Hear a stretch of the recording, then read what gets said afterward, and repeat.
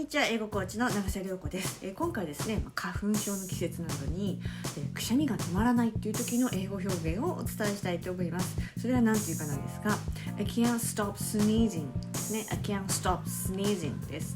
stop ing で、何々することを止められないっていう、定番のお使い方なんですけれども、それを使って、sneeze が、くしゃみをするっていう動詞なんですね。